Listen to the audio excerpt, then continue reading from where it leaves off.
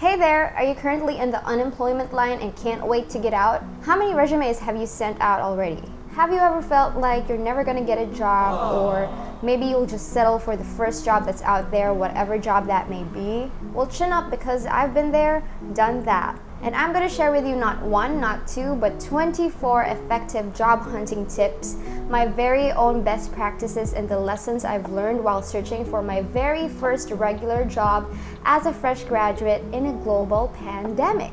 Phew! Let's begin. Number one, optimize your resume. In order to stand out from a pile of applications, your resume has to be impeccable. Take note, your resume should be 1 page only, maximum 2 pages. Nobody's gonna read anything beyond that. Remove irrelevant information. Don't put blocks of text. Simplify, summarize. Ditch the boring black letters on a white background and try something more attractive yet classy. You can choose different templates in Canva for free. This is not sponsored, by the way. Nothing flashy, nothing too colorful, still a clean design, still looking professional, but compared to the usual resume, this one would be eye-catching. What to put in your resume? Put your best credentials. If you're a fresh graduate, then include your extracurricular activities. Leadership experiences are very attractive for recruiters, and you may include volunteering stints as well. Specify your achievements, quantify them as much as possible. For example, your rank, your rating, the number of participants that joined your activity, the amount of funds you generated for a project, and so on. Don't worry if your grades are not that high. You don't have to put your grades on your resume unless your GPA is high. And by high, I mean 3.5 or higher on a 4-point scale. Even if you have failing marks on your transcript of records, your recruiter probably won't notice it unless you bring it up, so you don't have to bring it up in the interviews unless you are asked about it. And if you are asked about it, talk about it in a positive note. Talk about how you managed to recover from your failures. And as much as you can, customize your resume to fit the job and the company that you're applying for. Include only the details that are relevant to the job description, but also include soft skills and attributes, especially the ones that you're strong at. For example, you are an excellent communicator, you are great at negotiation, you take initiative, you are a great collaborator. You don't have to have the best credentials and too many achievements to create the best resume that you can make. You just have to identify your strengths and be strategic on how you will flex whatever achievements and qualifications you have. Number two, make a LinkedIn account. LinkedIn has been quite popular among recruiters and job hunters, especially during the pandemic when most things are being done online. Make a LinkedIn account so you will have a virtual resume and you would have access to hundreds of different companies all over the world. Don't be shy to connect with the people you know who are also in LinkedIn, even if you're not close in real life. Even if you have only a few mutual connections, I mean, the worst thing that could happen is just them ignoring your request. If you do get to connect with more people in LinkedIn, you would also get to connect with their connections. Wow. You can see their activity in their feed, you can see if someone they know is hiring, plus you can ask for referrals if you know someone that's working in a company you're eyeing. And that's the power of networking. So if you haven't yet, make a LinkedIn account today, and if you've already made an account but it's still empty, go fill out your profile and use the open to work feature on your profile picture. Number three, optimize your online search. Utilize job search websites aside from LinkedIn like Indeed, Glassdoor, or JobStreet. If you're looking for a specific position or you want to work for a specific company, then sign up for email alerts to get notifications if a job posting is up. For example, if you're a chemical engineering graduate, don't just put chemical engineer in the search bar. You can try to put more specific titles like process engineer, quality assurance specialist, depending on the job that you want. But if you don't know what job you're looking for specifically and you're open to exploring your options, then I suggest going to a company's website and try to see if you fit any of the jobs that they're hiring for. Number four, use social media to get job leads and advice. Join social media groups for your specific industry. For example, you want to be a virtual assistant, then go join virtual assistant jobs groups on Facebook. Attend online career fairs whenever you get the chance. Follow TikTok threads on job hunting tips and job postings. Use hashtags to find threads like these: hashtag recruitment, hashtag hiring, hashtag jobs on TikTok. Read Reddit threads about specific jobs, specific companies, and specific industries. Get tips and tricks from there. You can ask, you can make your own thread. Maximize the power of the internet. Number five, 5, message people. If you're a little braver, go message people. Start with the ones that you know in real life or you've connected with at least once. Use whatever connections you have. Ask your friends for job referrals or even just the email address of their HR department so you can shoot your shot. Personally worked for me. I got my job that way actually. A friend of mine one day just casually gave me the email address of an HR associate in the company that I'm working in now, and I just emailed the HR, attached my resume, and asked them if they had any openings that would suit my profile, and weeks later, your girl was hired. I mean, it wasn't that easy, but yeah, I got my job this way. Don't be shy and reach out to people. If you ask politely, most people will respond well or decline nicely. Number 6, upskill and boost your resume. Take online courses so you can level up your skills and your resume. There are so many free courses online on so many different topics. And if you want a certification, try Coursera. If you can't pay for a course, then you can try to apply for financial aid to get a free course or even just discounts. Personally, I have finished 2 courses in Coursera for which I got a free certification after applying for full financial aid. You have to explain why you're applying for financial aid, and it takes several days for your application to be processed, but it's worth it. Thank you, Coursera. Number 7, create job-specific and company-specific cover letters. While cover letters are optional for most recruiters, it would give you a big edge to make a customizable cover letter that you can easily tailor to fit the specific job and the specific company that you want to work for. A cover letter complements your resume. In your cover letter, you can elaborate on your qualifications, skills, experiences, and your traits that match the company and the job that you're applying for. If I were a recruiter, seeing someone's personalized cover letter would give me an impression that this person is really determined to get this job, and I would most likely remember this person more than the other applicants who didn't make a cover letter. Number 8, if you see a potential job, send your resume early. When you see a potential job, you've read the job description enough and you've done a little background check on the company, send your resume right away. You don't want to apply after 50+ people have already sent their applications, because if the recruiter already sees promising candidates in the first 5 applicants or so, then chances are they may not even get to read your resume anymore. So apply as soon as you can. Number 9, choose jobs that require little to no work experience. Since I made this video particularly for fresh graduates, but of course not so fresh graduates are also welcome, I'm assuming you have very little to zero work experience. Maybe just an internship for a few months. So look for jobs that require 0 to 2 years of experience, or a job that says 1 to 2 years of experience preferred but not required. Something that says fresh graduates welcome, or better yet, fresh graduates preferred. I know there are lots of entry-level jobs that require 3 to 5 years of experience, which is quite funny. So you have to boost your chances and stick to entry-level jobs that are actually entry-level. Those companies that are willing to invest in you and to train you with pay so that you can work for them and grow. Number 10, just keep sending resumes. Set a target to send your resume to, say, 3 companies per day. It's okay to just shoot your shot, just keep applying. If you're not sure if you really want a specific job in a particular company, you could just try and see where it goes. And if during the interview you realize that the company or the job is not really for you, then you could just politely decline an offer if you get one.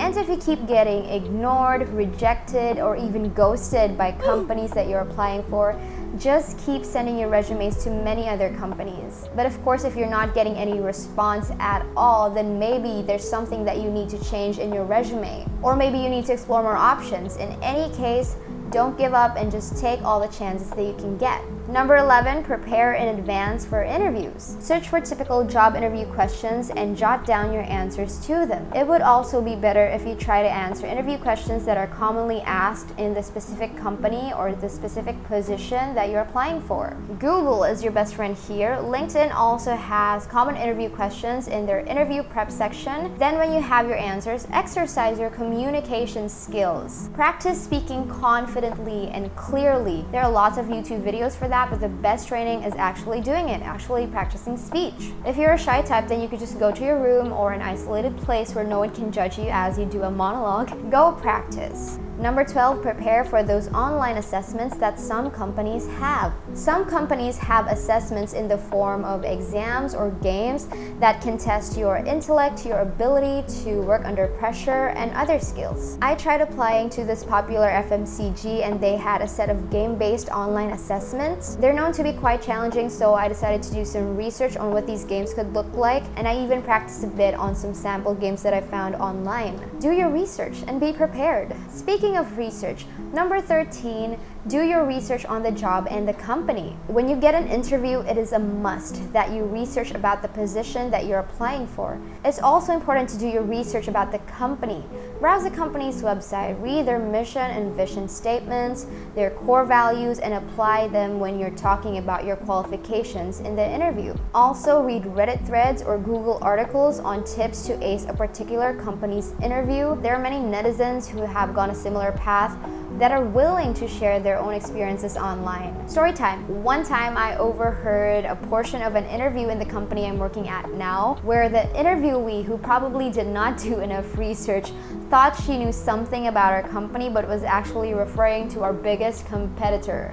The manager corrected her nicely, but that must have been very embarrassing. So if you don't want to embarrass yourself, do your research. Number 14, in interviews, ask questions too. During an interview, don't hesitate to ask the recruiter specific questions about the job itself and the company. You don't want any surprises if ever you get the job. Ask about the job functions, ask about the common responsibilities, the usual challenges in the job, ask about the work environment, the working hours, the company culture, the benefits. Know that an interview is a two-way street. The recruiter is getting to know you while you are also getting to know the company. But of course, be careful and ask politely. You don't want to sound arrogant. For instance, if you want to ask about the salary, if it's not particularly stated in the job post, you have to be careful not to sound like you're all about the money, especially if you're still in the early stages of the recruitment process. Number 15, consider the job location. If a company asks you if you're willing to move,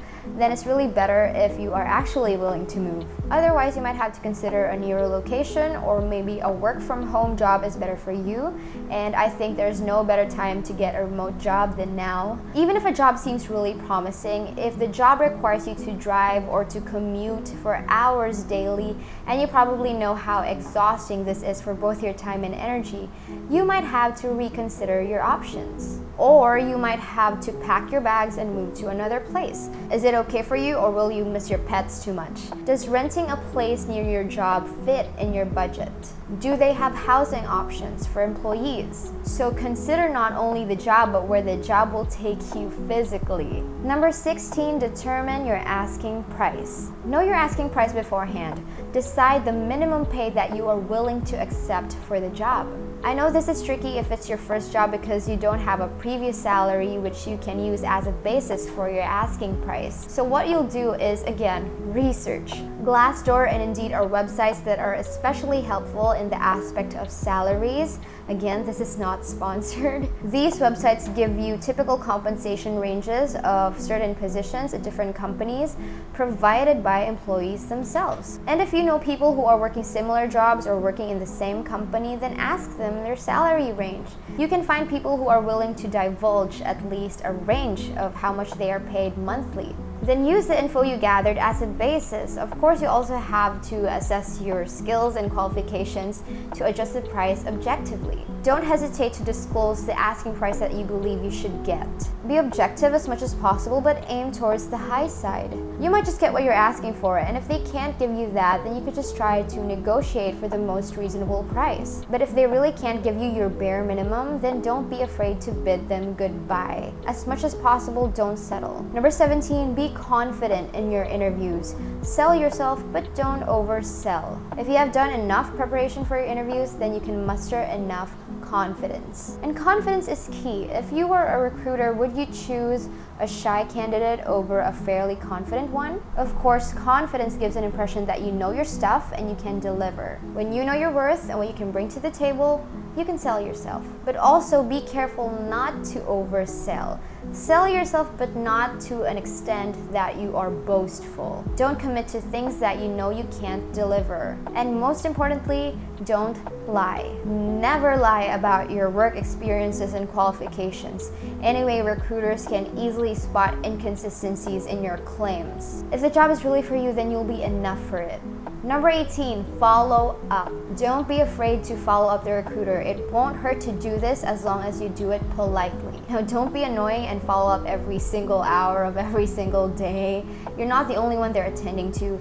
Follow up at least once a week or maybe twice a week, depending on the situation or the status of your application. If you follow up just enough, it would show the recruiter that you're really interested in the job and you're determined to get it. Following up is one of the techniques that I use to win my current job, which is my first regular job. You can watch my other videos on this, by the way. My application process took 2 months and I followed up quite a few times before I got the job. And I honestly think that if I hadn't followed up, I wouldn't get the job the way I did. It would have probably gone to another candidate, or more likely they would have just postponed hiring for the current position that I have. But thankfully I was stubborn and shameless enough to follow up, so take this as a sign to go follow up.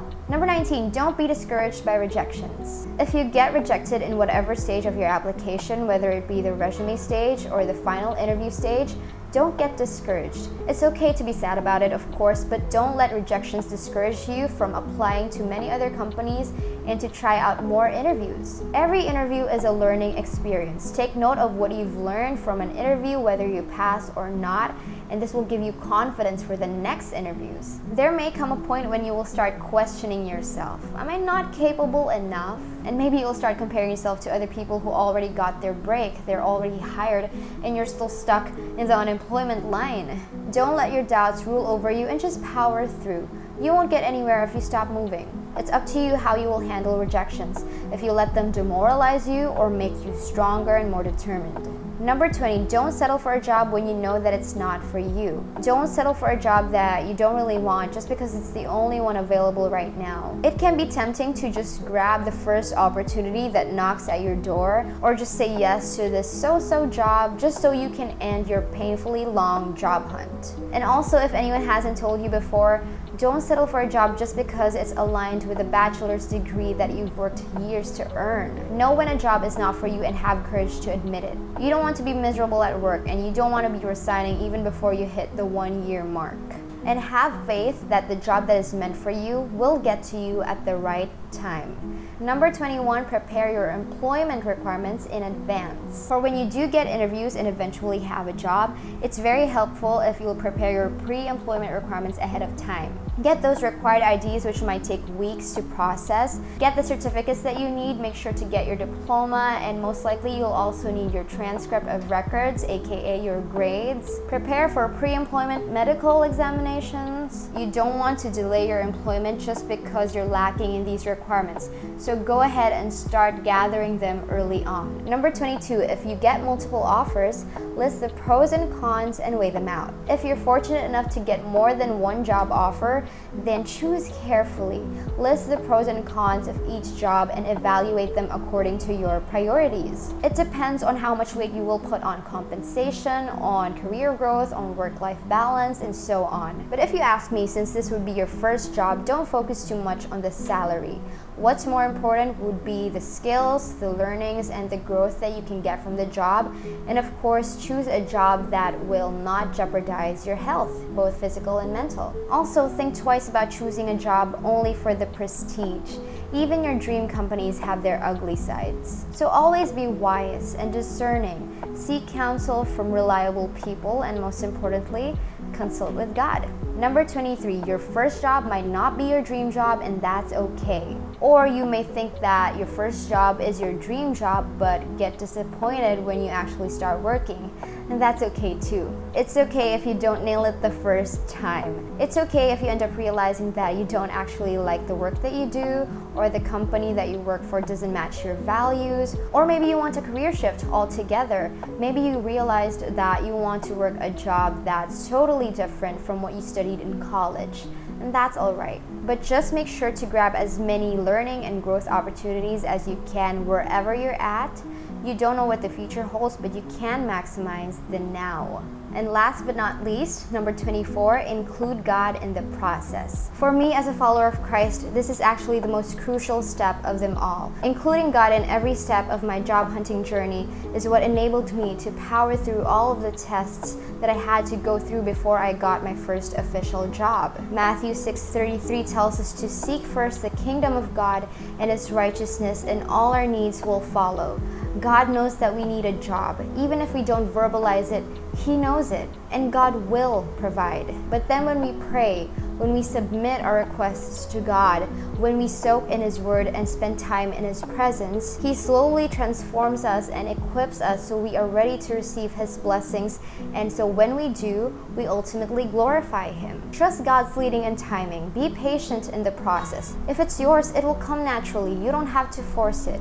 And if it's yours, you'll have peace. You'll have peace knowing that God is with you wherever you go and that He will lead you if you let Him. What made my months of waiting to get my first job so meaningful is that during this period, God has taught me so many things, and He has trained my heart in a new way to trust in Him.